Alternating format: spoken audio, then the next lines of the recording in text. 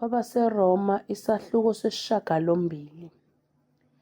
Kanjalo akusekho ukulahlwa kwabakuKristu Jesu, ngokuba umthetho kamoya wokuphila okuKristu Jesu ungikhululile emthethweni wesono nowokufa. Ngokuba lokho okwehlula umthetho, ngokuba ungenamandla ngenxa yenyama, wakwenza uNkulunkulu ngokuthuma indodana yakhe ifana nenyama yesono, nangenxa yesono walahla isono enyameni, ukuze umyalo womthetho ugcwaliseke kithina esingahambi ngokwenyama, kepha ngokukamoya. Ngokuba abokwenyama banako okwenyama, kepha bakamoya banako okukamoya. Ngokuba ukunaka kwenyama kungukufa, kepha ukunaka kukamoya kungukuphila nokuthula. Ngokuba ukunaka kwenyama kungubutha kuNkulunkulu, ngokuba akuwuthobeli umthetho kaNkulunkulu, yebo, futhi kungekwenze. Abasenyameni abanakumthokozisa uNkulunkulu, kepha nina anisenyameni, kodwa nikuye umoya, uma umoya kaNkulunkulu ehlala kini. Kepha uma umuntu engenayo umoya kaKristu, lowo kasiye owakhe. Uma uKristu ekini, umzimba ufile ngenxa yesono, kepha umoya ungukuphila ngenxa yokulunga. Uma-ke umoya walowo wavusa uJesu kwabafileyo ehlala kini, yena owavusa uKristu Jesu kwabafileyo uyakuphilisa nemizimba yenu efayo ngayo umoya wakhe ohlala kini. Ngalokho-ke, bazalwane, asinacala kuyo inyama lokuba sihambe ngokwenyama. Ngokuba uma nihamba ngokwenyama niza kufa, kepha uma nibulala imisebenzi yomzimba ngomoya niza kuphila. Ngokuba bonke abaholwa ngumoya kaNkulunkulu labo bangabantwana bakaNkulunkulu. Ngokuba anamukeliswanga umoya wobugqila ukuba nibuye nesabe, kepha namukelisa umoya wobuntwana esimemeza ngaye sithi, Abba, Baba. Yena lowo moya ufakaza kanye nomoya wethu ukuthi singabantwana bakaNkulunkulu. Uma-ke singabantwana, siyizindlalifa futhi, izindlalifa zikaNkulunkulu, izindlalifa kanye noKristu, uma phela sihlupheka kanye naye, ukuze siphiwe inkazimulo futhi kanye naye. Ngokuba ngithi izinhlupheko zesikhathi samanje azinakulinganiswa nenkazimulo eyakwambulwa kithina.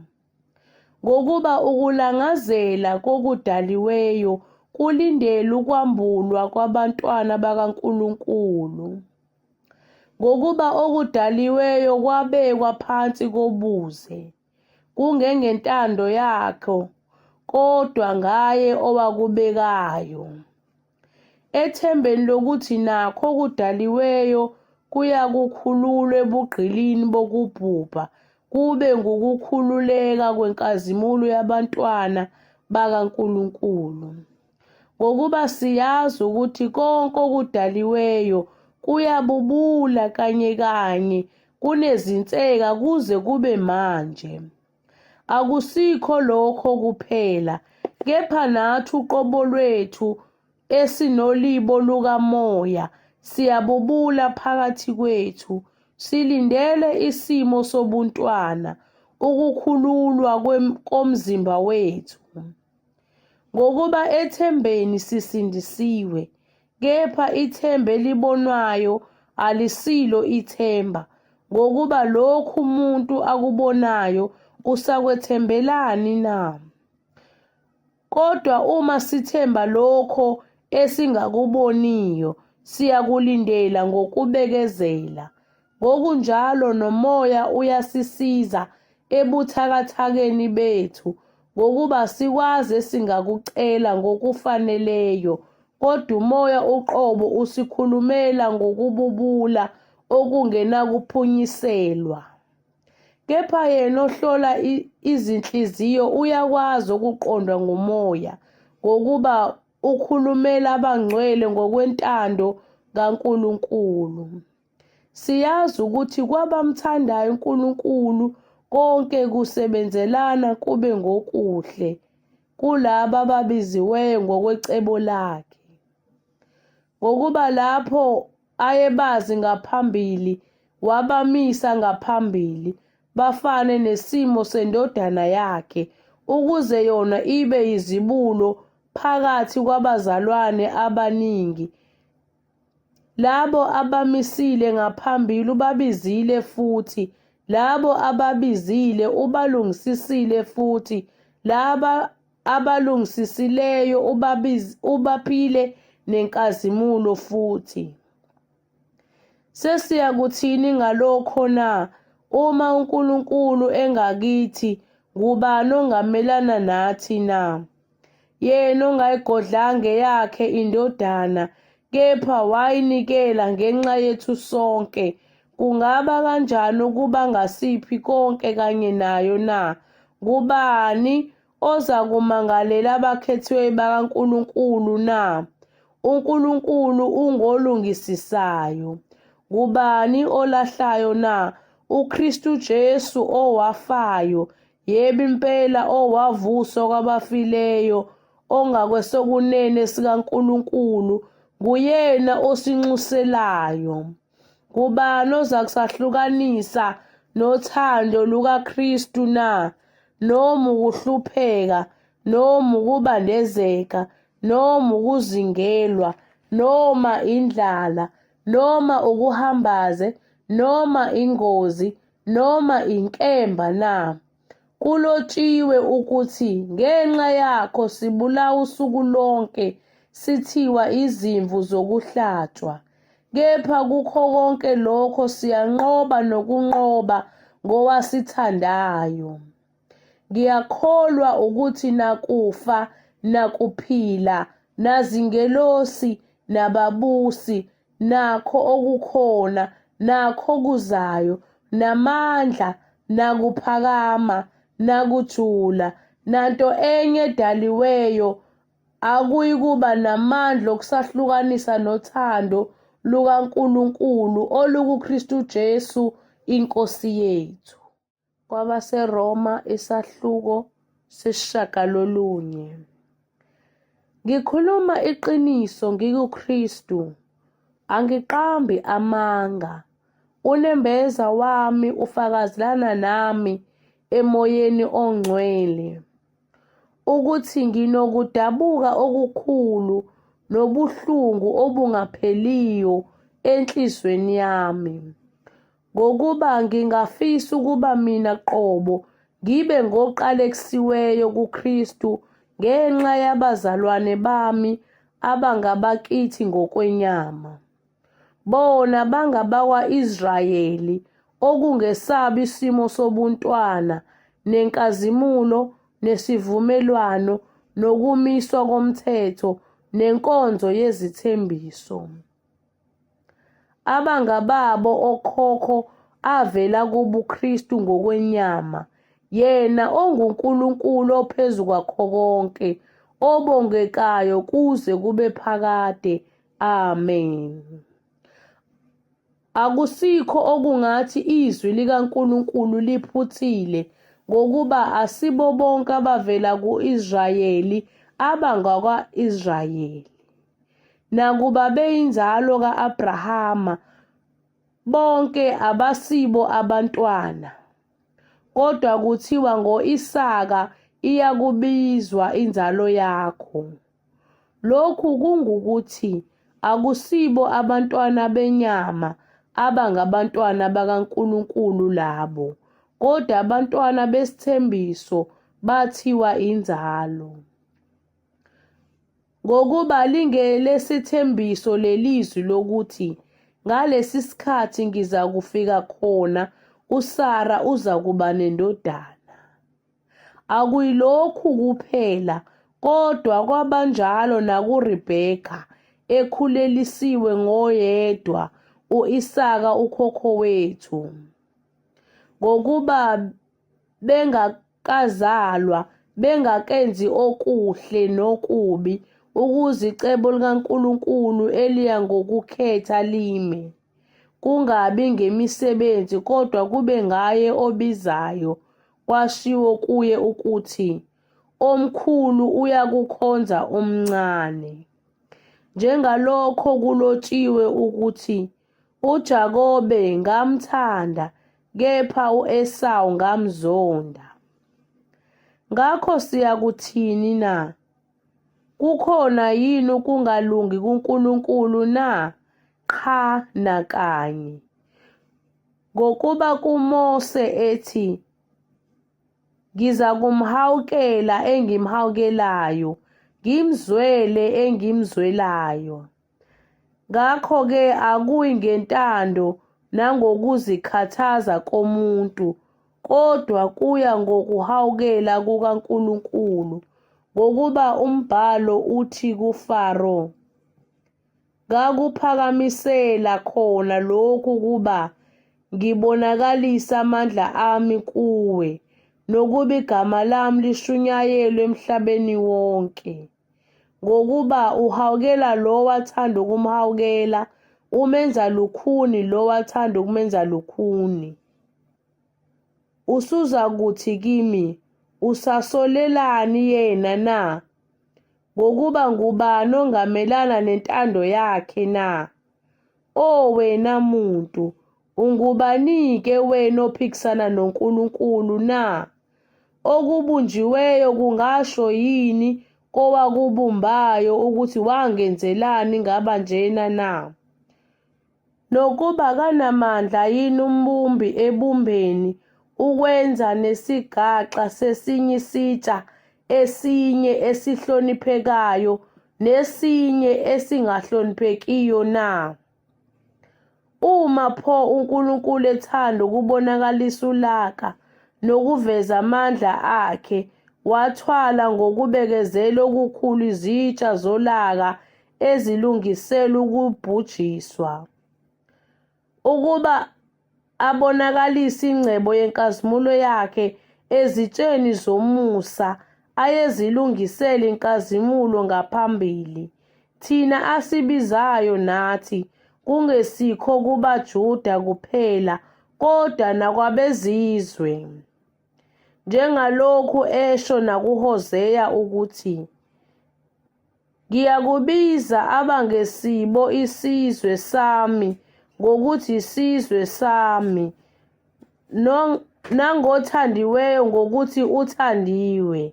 Nasendaweni lapha kwathiwa kubo, anisibo abantu bami, lapho bayakubizwa ngokuthi abantwana bakaNkulunkulu ophilayo. U-Isaya umemeza ngo-Israyeli uthi, ngokuba umumo wabantwana bakwa-Israyeli ungangesihlabathi solwandle, yinsali eyakusindiswa. Ngokuba iNkosi iyakufeza izwi layo emhlabeni, iliphelelise, ikhawuleze. Njengalokho washo u-Isaya ngaphambili ukuthi, uma iNkosi sebawoti bingasishiyelanga inzalo, besiyakuba njengeSodoma, sifane neGomora. Ngakho siyakuthini na? Ukuthi abezizwe abangafunisisanga ukulunga batholile ukulunga, ukulunga kambe okungokukholwa. Kepha u-Israyeli elandela umthetho wokulunga kafinyelelanga emthethweni. Ngani na? Ngokuba akubanga ngokukholwa, kodwa kungathi ngemisebenzi, baqhuzuka etsheni lokuqhuzula. njengalokhu kulotshiwe ukuthi, bheka, ngibeka eSiyoni itshe lokukhubekisa nedwala lokuwisa, nokholwa yilo akayikujabha. Kwabaseroma isahluko 10. Bazalwane, ukulangazela kwenhliziyo yami nokunxusa kwami kuNkulunkulu ngabo kungukuba basindiswe, ngokuba ngiyabafakazela ukuthi bashisekela uNkulunkulu kodwa bengenakuqonda, ngokuba bengakwazi ukulunga kukaNkulunkulu, bafuna ukumisa okwabo, abakuthobelanga ukulunga kukaNkulunkulu. Ngokuba isiphetho somthetho nguKristu, kube ngukulunga kubo bonke abakholwayo. Ngokuba uMose uloba ukuthi umuntu owenza ukulunga okuvela emthethweni uyakuphila ngakho, kepha ukulunga okuvela ngokukholwa kusho ukuthi ungasho enhlizweni yakho ukuthi ngubani ozakwenyukela ezulwini na, okungukuthi ukwehlisa uKristu, nokuba ngubani ozakwehlela kwalasha na, okungukuthi ukukhuphula uKristu kwabafileyo.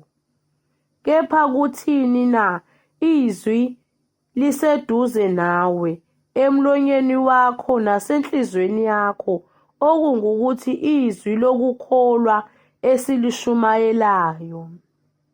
Ngokuba uma uvuma ngomlomo wakho ukuthi uJesu uyinkosi, ukholwa enhlizweni yakho ukuthi uNkulunkulu wamvusa kwabafileyo, uyakusindiswa. Ngokuba umuntu ukholwa ngenhliziyo, kube ngukulunga, ngomlomo uyavuma, kube ngokusindiswa. Ngokuba umbhalo uthi, lowo okholwa akayikujabhiswa.